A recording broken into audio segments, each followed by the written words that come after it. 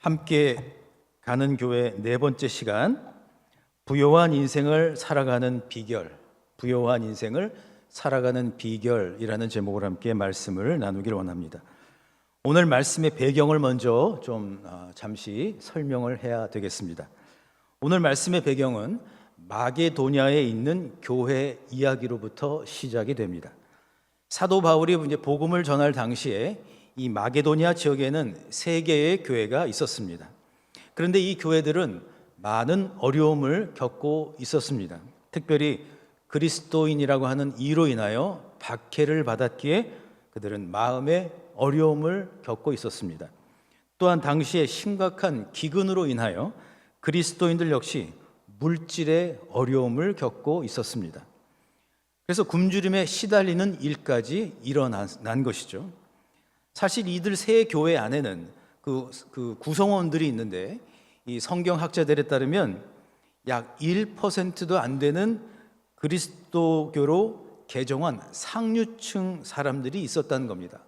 다른 말로 바꾼다면 약 1%를 제외하고는 그 나머지 그 교회 안에 있는 공동체의 성도들은 대부분 기근과 굶주림이라는 그 환난 가운데 있었다고 하는 것이죠. 사도 바울은 그래서 이들 교회를 향하여 면보, 그러니까 요즘 말로 하면 기부, 도네이션이라고 하는 말이죠. 그래서 어려운 형제 자매들을 서로 돕는 연보 운동을 시작을 합니다. 그리고 놀라운 일이 일어납니다. 마치 예수님께서 보여주신 그 오병이어의 기적처럼 작은 헌금들이 모여서 어려운 형제 자매들의 삶을 풍성하게 만들어 준 겁니다. 아니, 어려운 중에도 그와 같은 이 연보 운동에 참여한 이들의 삶 또한 아주 풍성하게 되었다라고 그는 증언하고 있습니다. 그러니까 마음의 어려움이 그리스도의 따뜻한 사랑으로 바뀌었고, 물질의 어려움이 풍성한 나눔의 축복으로 바뀌게 된 거라는 거죠. 그러면서 그 다음에 마게도냐 교회 공동체의 이야기를 하다가 이제 사도 바울은 고린도 교회 성도들로 화제를 바꿉니다. 즉 마게도냐 교회가 연보 운동을 통하여 주 안에서 풍성한 삶의 축복을 서로 누리고 나눈 것처럼 고린도 교회도 그러해야 합니다. 이렇게 얘기를 해요. 그런데 문제가 있습니다. 고린도 교회는 물질적으로 매우 부유한 교회였습니다. 그런데 마음이 가난한 교회였습니다.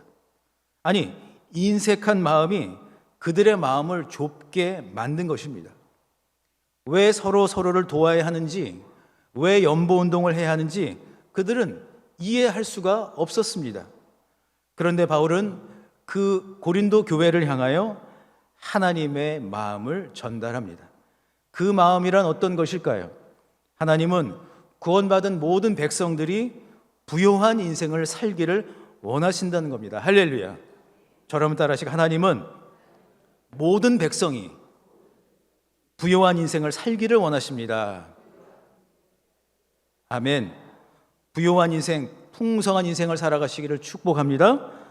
그러니까 하나님의 그 깊은 관심은 마음이 부요하고 물질적으로 가난하지 않은 인생을 이 구원받은 모든 성도들이, 모든 교회들이 그렇게 되기를 원하고 계십니다. 그러면서 바울은 두 가지를 통해서 주 안에서 부요한 인생이 되라고 이야기를 합니다. 그렇다면 그 두 가지는 무엇일까요? 첫 번째로 은혜에 감격하고 은혜를 기억하는 인생이 부요한 인생이 된다라고 말씀을 하고 있습니다. 오늘 본문 1절에 보시면, 형제들아, 하나님께서 마게도냐 교회들에게 주신 은혜를 우리가 너희에게 알리노니. 사도 바울은 모든 그리스도인의 삶에서 가장 중요한 기초는 바로 은혜로부터 시작이 된다는 겁니다. 믿음이 있는 신앙인이 되려고 해도 먼저 은혜를 체험해야 됩니다. 은혜를 알아야 합니다. 은혜가 무엇인지를 비로소 알 때 그 사람은 믿음의 사람으로 성장할 수가 있는 것이죠. 이 본문 1절의 말씀을 영어 성경 중에서 굿뉴스 바이블이라고 하는 것으로 보면서 제가 이렇게 번역을 해봤습니다. 여러분, 하나님의 은혜가 마게도냐에 있는 교회들 가운데 성취되었습니다. 이것을 알려주고 싶습니다. 그러니까 바울은 아주 감동에 가득 찬 그러한 어조로 이렇게 말을 한 거예요. 은혜가 성취되었습니다. 제가 그 일부 예배가 끝나고 어떻게 하면 우리 성도님들이 이 은혜라고 하는 말을 좀 잘 이해하실 수 있을까 생각을 하다가 오래전 제가 유학 시절에 그 캘리포니아 북캘리포니아에 그 IT 산업이 많이 발전된 그 산호세 지역에서 교회 그 청소년부를 담당하는 때 그 한 일이 생각이 났습니다. 그때 어느 목사님이 오셔서 이제 말씀을 잘 전하시는데 저도 이제 그 예배에 참석을 했어요. 그 예배를 드리는데 그 목사님이 눈깔 사탕 얘기를 하는 거예요. 여러분 눈깔 사탕 아시나요? 꽤 많이 아시네요. 어느 교회를 가서 눈깔 사탕 얘기를 했더니 도대체 이게 뭐냐고 그러더라고요. 예전에는 먹을 게 많지 않았잖아요. 그래서 사탕도 막 말 그대로 큰 거죠. 그러니까 이제 그 목사님이 눈깔 사탕을 아주 맛있게 먹은 이야기를 재밌게 했어요. 그랬더니 예배가 딱 끝나고 성도님들이 나가면서 그 목사님에게 뭐라고 얘기를 했을까요? 눈깔 사탕 은혜 받았습니다 이러는 거예요. 그러니까 그 목사님이 그게 아닌데, 그러니까 그분이 얘기하고자 하는 것은 눈깔 사탕이 아니라 하나님의 말씀을 증거하려고 했는데 눈깔 사탕 이야기를 통해서 은혜 받았다고 얘기를 하는 거예요. 여러분, 그 당시에 예배를 드리면서 눈깔 사탕 은혜 받았습니다라고 하는 분들은 사실은 은혜의 반쪽만 알고 있었던 거예요. 은혜는 여러분 오늘 말씀 가운데에 기록된 은혜라고 하는 말이 5번이 사용이 되고 있는데 이 은혜가 성취되었습니다라고 하는 말 가운데 특별히 은혜라고 하는 말, 헬라어 카리스라고 하는 말은 사실은 2가지 차원을 가지고 있습니다. 첫 번째, 은혜는 선물입니다. 또한 은혜의 2번째 차원에는 특권이라고 하는 것이 있습니다. 영어 성경에는 프리빌리지라고 되어 있어요. 그러니까 특별한 권리, 좀 설명을 드린다면 처음 하나님은 사랑하는 백성들에게 은혜라고 하는 선물을 먼저 주시죠. 그런데 은혜라는 선물을 받은 그 사람은 그 선물을 받고 응답을 할 때 선물 안에 담겨 있는 것들을 사용하고 또 그것에 감사하고 또 그 특별한 권리를 가지고 하나님의 백성답게 살아갈 때 비로소 진정한 은혜의 축복을 성취하며 살게 된다는 것입니다.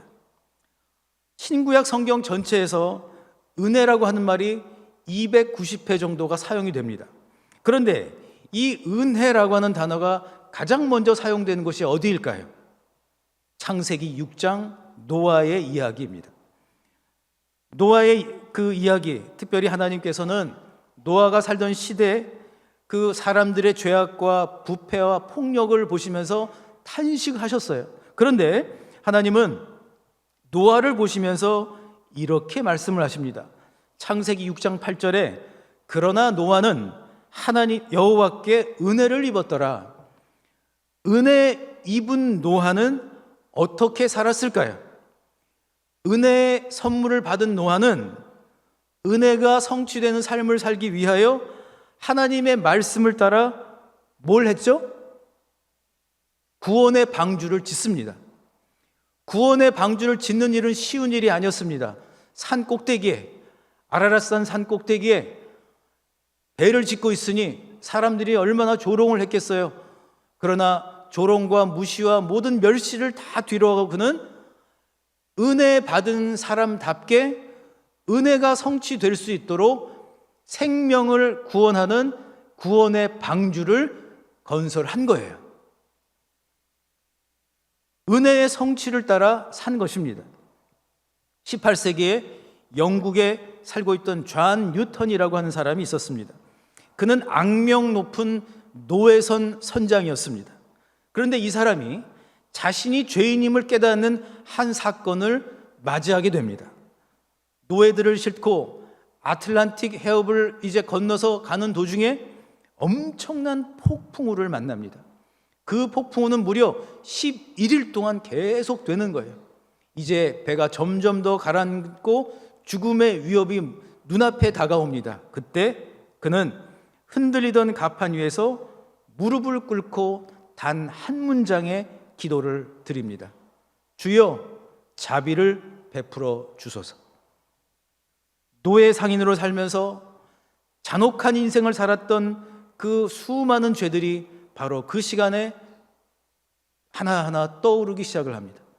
그는 갑판 위에서 자신의 그 죄된 삶의 그 기억들을 떠올리면서 그는 폭풍우 속에서 폭풍 같은 오열을 하기 시작을 합니다.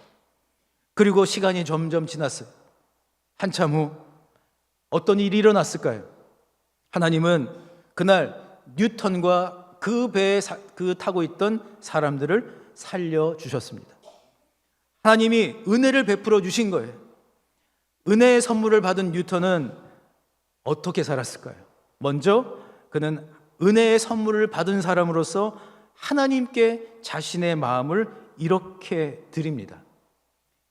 Amazing grace, how sweet the sound that saved a wretch like me. 놀라운 은혜, 그 은혜가 얼마나 달콤한지요. 이 죄인인 나에게 말입니다. I once was lost, but now and found. Was blind, but now I see. 나는 길을 잃고 있었습니다. 그런데 은혜를 통하여 길을 발견했고 눈 멀었으나 이제는 그 은혜로 볼 수 있게 되었습니다. 이와 같은 고백 이후에 그는 어떻게 살았을까요? 그는 더 이상 사람들을 노예로 여기지 않았습니다. 노예 제도에 반대하는 인생을 살았습니다. 노예들을 향하여 긍휼한 마음을 가졌습니다. 그는 또한 노예들을 도우며 말씀을 전하는 사람으로 살게 된 것입니다. 여러분, 바울이 말하는 것이 바로 이것입니다. 정말 은혜를 입었다면 그 은혜에 합당한 삶을 살아야 한다는 것입니다.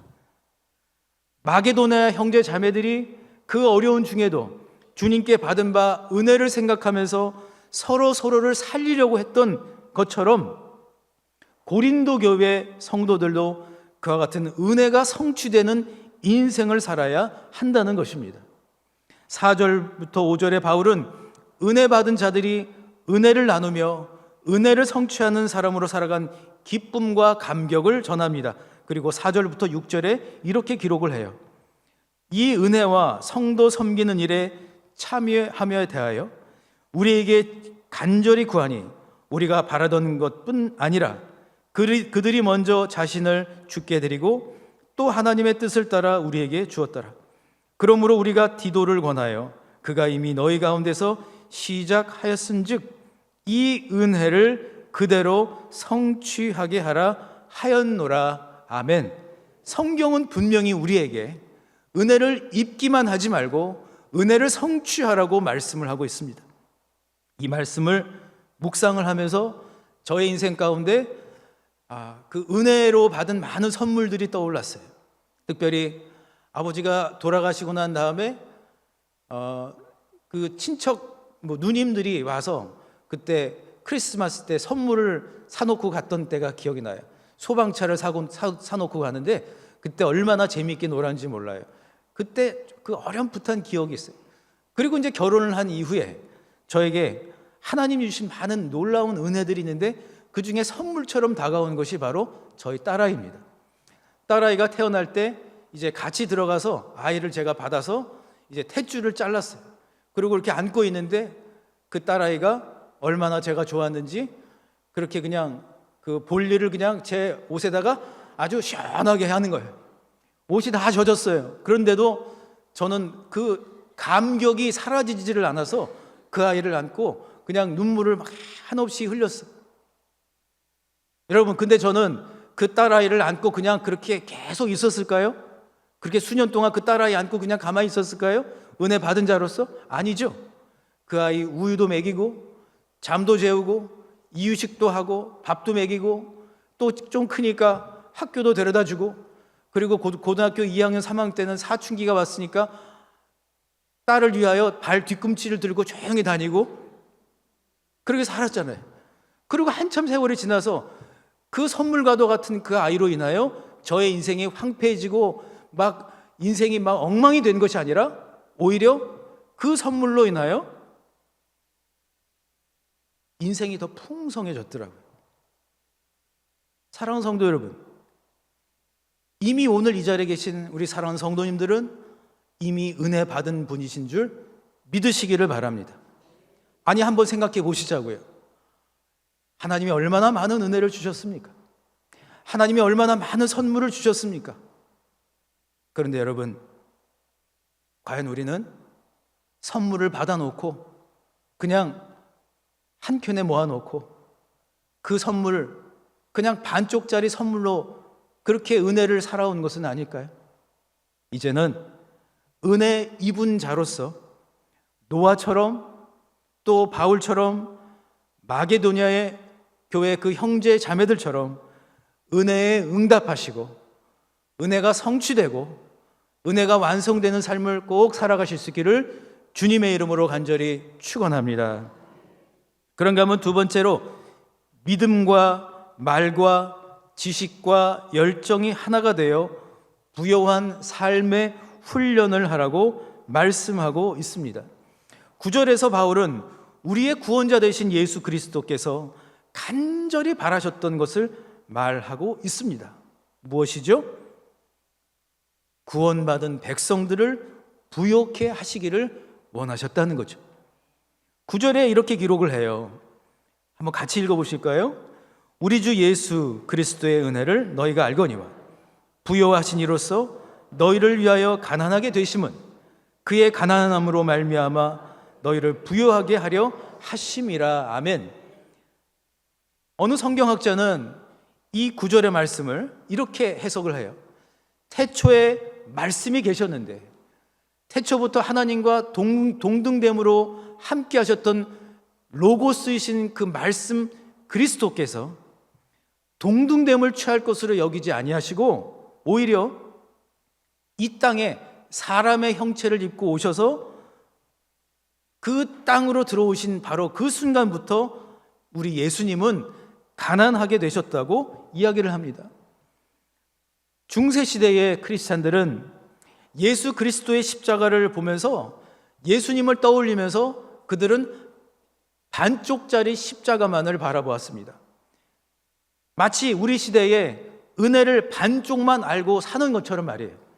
무슨 말인가 하면 예수님을 생각하고 예수님의 그 십자가를 생각하면 주님이 고통당하시고 피 흘리시고 창에 찔리셔서 패션 오브 크라이스트에 나온 것처럼 주님이 온몸에 피를 다 쏟으시고 가시면류관을 쓰시고 창에 찔리시고 못 박히시고 하는 그런 예수님의 어떤 그 고통의 순간들만을 계속 바라보면서 십자가는 무조건 고난이야 라고 생각을 했어요. 예수님도 고난 당하셨으니 나도 힘겨운 인생 사는 것이 맞아. 그래, 인생은 힘든 게 맞아. 그래, 인생은 그냥 고통이야. 그냥 어려운 일들이 계속되는 게 인생이야. 그러니까 지금 그냥 겨우겨우 버티면 돼. 예수님도 고난 당하셨잖아. 그러나 주님은 십자가 위에서 고통만 당하신 게 아니에요.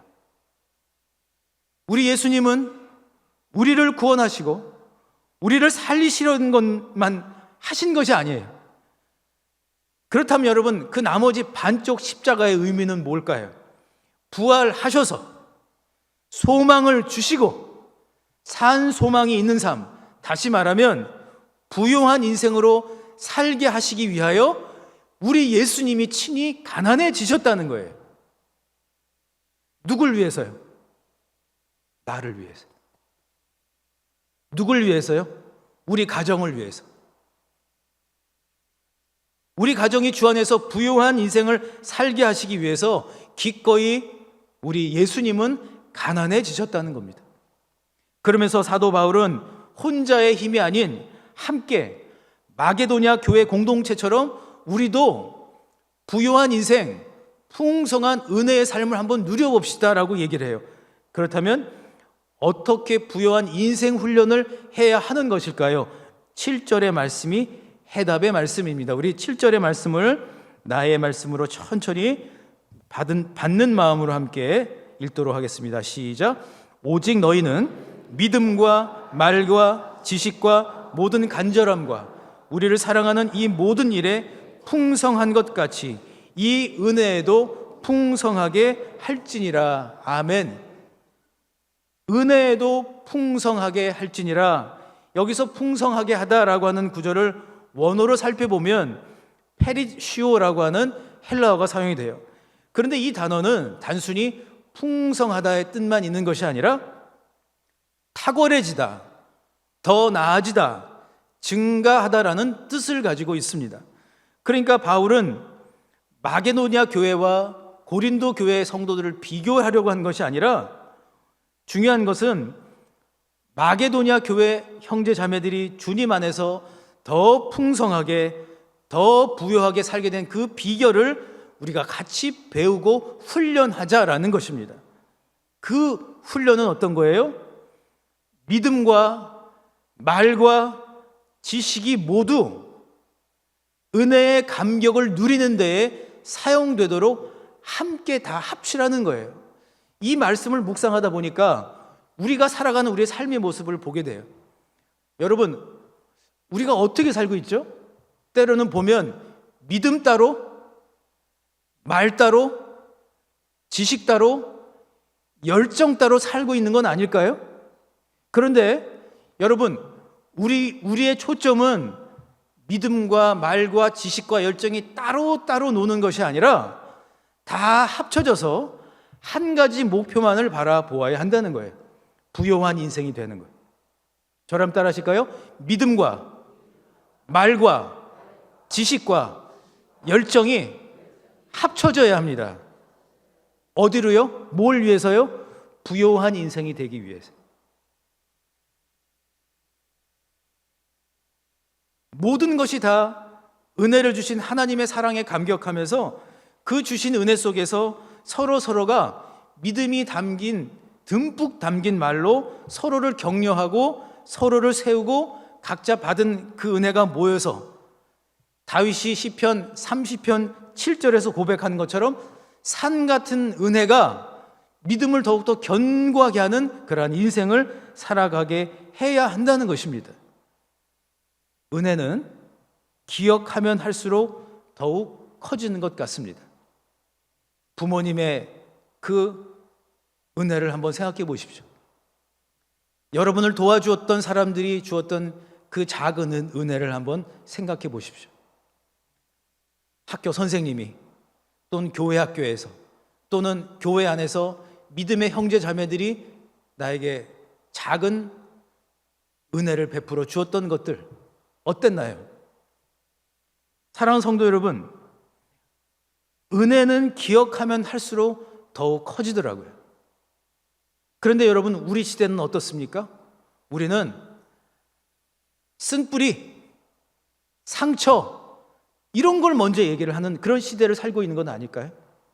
그런데 여러분, 그것을 먼저 생각하기 전에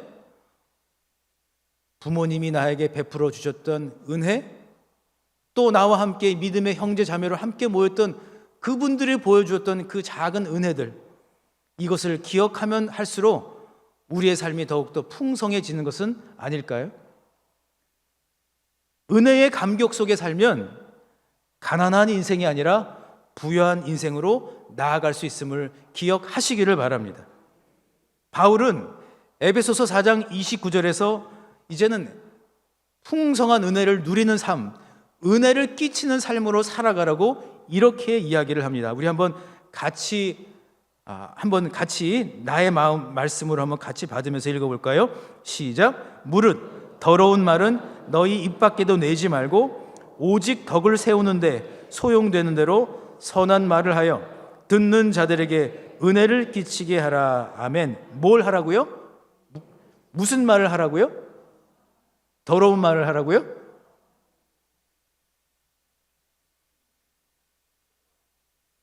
덕을 세우는 말, 선한 말을 서로 하면서 은혜를 끼치는 그러한 인생을 살아가라고 말씀을 하고 있어요. 저는 이 은혜를 끼치는 삶을 가리켜서 은혜 훈련이라고 말씀을 드리고 싶습니다. 은혜를 기억하면 할수록 우리를 하나님의 사랑으로 이끌어 줍니다. 은혜를 누군가 나누면 나눌수록 그 사람의 인생이 또 다른 사람의 인생을 풍성하게 해주는 삶을 살게 되는 것입니다. 어느 성도님을 만났는데요, 그 성도님이 그 사랑하는 아내를 가리켜서 뭐라고 얘기를 하냐면 그랬다는 거예요. 당신은 하나님이 나에게 주신 선물이야. 하나도 안 놀라시네. 그랬더니 어떤 일이 일어났을까요? 그 한마디 잡고 오랫동안 수십 년을 살았다는 거예요. 그 말 한마디. 옆에 계신 분께, 여러분, 그분하고 친하든 친하지 않든 간에 그분에게 여러분 은혜를 끼치는 말 한마디를 지금 한번 해드리면 어떨까요?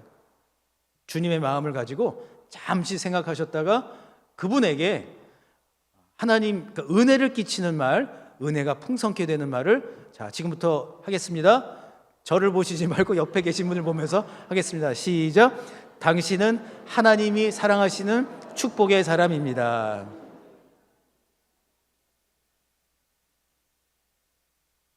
말씀의 결론을 맺고자 합니다. 아까 장로님께서 기도를 해주셨는데 제가 이제 7개월째 신갈 장로에게 봤어요. 근데 하나님이 처음에는 와서 바쁘고 하니까 하나님의 마음을 잘 몰랐는데 요 몇 주 동안에 하나님의 마음을 제가 좀 알게 됐어요. 하나님의 마음은 어떤 마음인가? 오늘 함께 말씀을 나눴던 것처럼 우리 사랑하는 성도님들이 부유한 인생을 살기를 간절히 원하십니다. 할렐루야. 부유한 인생을 사는 것뿐만 아니라 서로가 마음으로도 물질로도 부유한 인생을 살면서 또 누군가에게 또 그 풍성한 은혜를 끼치는 그러한 은혜를 끼치는 사람으로서 살라고 말씀을 하십니다. 하나님은 나보다 나를 더 잘 아십니다.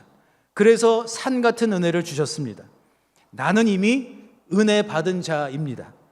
그 은혜로 살고 있고 또 그 은혜가 성취되는 삶을 살아야 할 의무가 있습니다. 은혜 받은 것으로 끝나지 않고 은혜가 완성되는 삶으로 나아가시는 모든 가정, 모든 교회, 모든 성도님들이 다 되실 수 있기를 우리 주님 예수 그리스도 이름으로 간절히 축원합니다.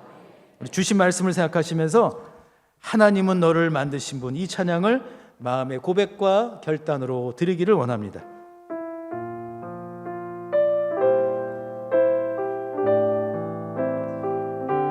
가슴에 손을 얹으시고 하나님의 마음을 느껴보며 찬양하기를 원합니다.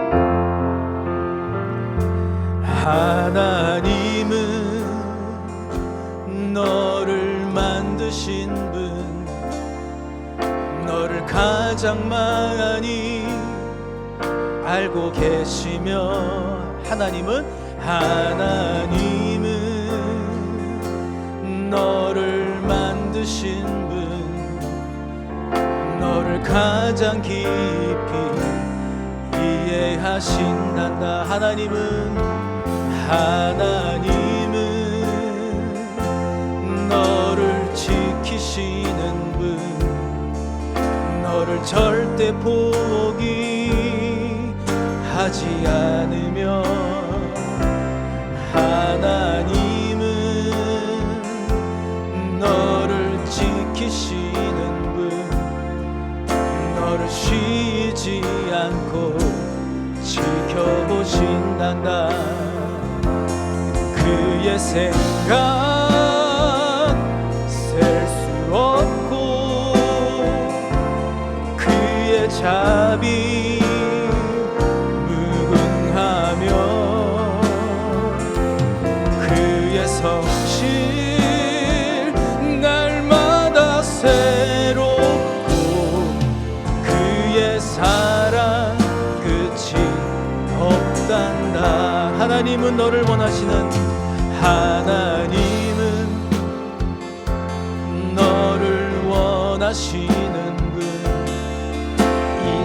세상 그 무엇 그 누구보다 하나님은 너를 원하시는 분, 너와 같이 있고 싶어 하신단다. 그의 생각 셀 수 없고 그의 자비 무궁하며 그의 성실 날마다 새롭고 그의 사랑 끝이. 우리 마지막으로 한 번 더 고백합니다. 그의 생각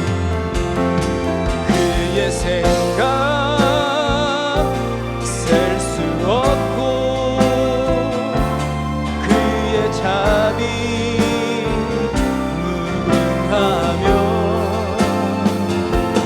그의 성실 날마다 새롭고 그의 사랑 끝이 없단다.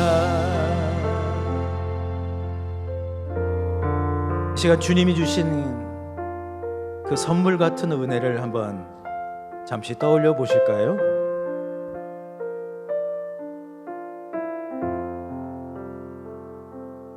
이제는 은혜의 선물을 받은 자답게 은혜의 그 풍성한 삶을 위하여 은혜를 성취하는 사람, 더 나아가 은혜를 끼치는 사람으로 살아가라고 말씀을 합니다. 이 시간 기도할 때 하나님 이제는 은혜를 끼치는 사람으로 살게 하여 주시옵소서라고 함께 기도하시겠습니다. 오 주님, 받은 바 그 은혜의 선물이 참으로 많이 있습니다.